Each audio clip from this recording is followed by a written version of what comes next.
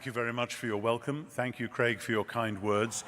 The whole point, as in my title, The Jesus We Never Knew, is that we, and by we I mean all of us, scholar and non-scholar, Christian and non-Christian, all of us in today's Western world, when we think about Jesus, the reality is so powerful and challenging that we easily scale it down to something we can fit into the way our minds already work. We remake Jesus, if not in our own image, though that happens too sometimes. As you know, one of the great events of this last week, a sad event, is that the great singer-songwriter Leonard Cohen just died. I recall from the 60s the Jesus image in his song Suzanne. And Jesus was a sailor when he walked upon the water, and he spent a long time watching from his lonely wooden tower. And when he knew for certain only drowning men could see him, he said, "All men will be sailors then, until the sea shall free them." But he himself was broken long before the sky could open. Forsaken, almost human, he sank beneath your wisdom like a stone. And you want to travel with him, and you want to travel blind, and you think maybe you'll trust him, for he's touched your perfect body with his mind. I was a teenager in the 60s, and I still remember the almost electric shock of words like that. No one had done that before. Cohen invited us, as poets do, to look at reality, at Jesus even, from new and disturbing angles. He sank beneath your wisdom like a stone. Generations have heaped up words about Jesus, and the real Jesus is mostly obscured by them rather than illuminated. And the way Cohen turns around the story of Jesus walking on the water catches at today's easygoing Jesus images as well as scholarly constructs. When he knew for certain only drowning men could see him. Perhaps it is only when we individually or collectively are driven away from comfort, when we feel ourselves drowning for whatever reason, that we are ready, humble enough perhaps, to come back to Jesus and reach out a hand to him like a drowning child grabbing for a parent's outstretched hand.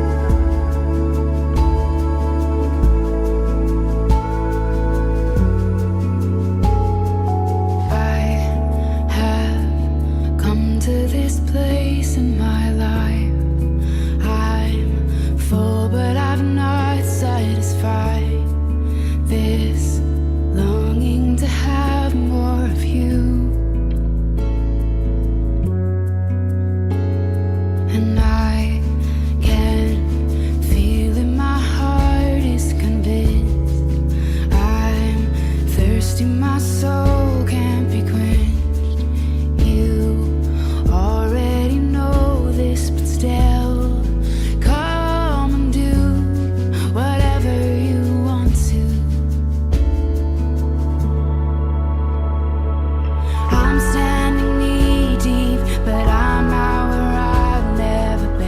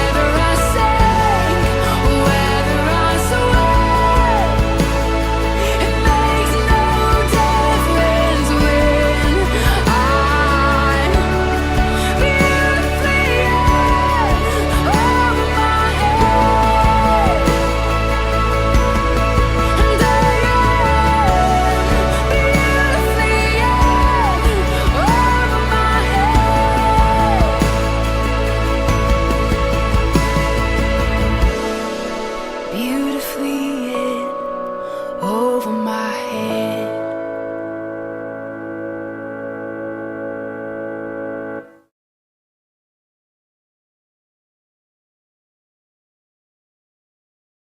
Since it was after all a poem, not a work of theology, is itself only a distant pointer to the larger, stranger reality that our culture, both our Christian culture and our atheist culture, has done its best to ignore.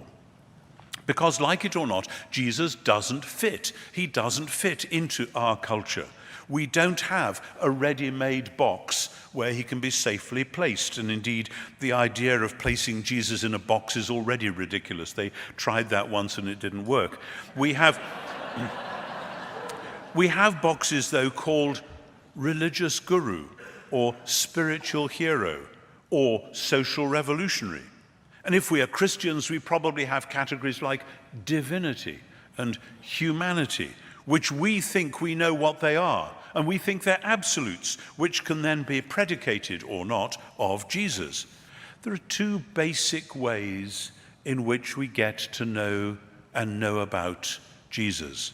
And part of our problem in the Western church and world is that these two ways have been held firmly apart, as though they've got nothing to do with one another. And that is one of the reasons that the real Jesus so often escapes and slips between the cracks of our fumbling grasp.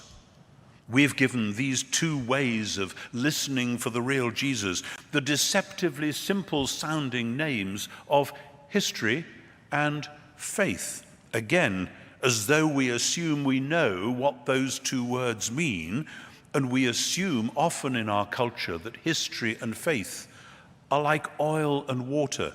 They won't mix, and it gets very messy if you try. And that mistake too, and it is a mistake, is part of our modern Western culture. It's specific to us.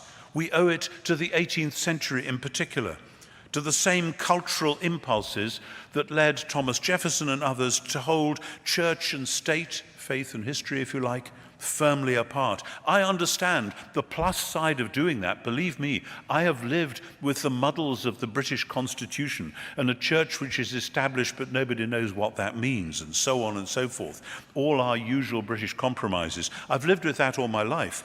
But it was that same impulse at the same time which led skeptics to challenge Christian faith at the root by saying, we will study the history of the first century and we will prove that Jesus was really just a failed Jewish revolutionary, or perhaps just a spiritual teacher of timeless truths, or whatever.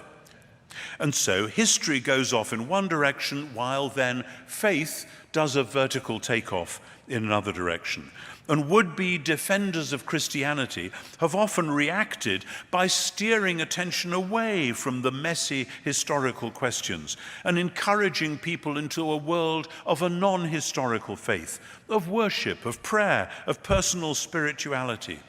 And those of us who have lived uncomfortably at the intersection of those two worlds have often found it, well, uncomfortable.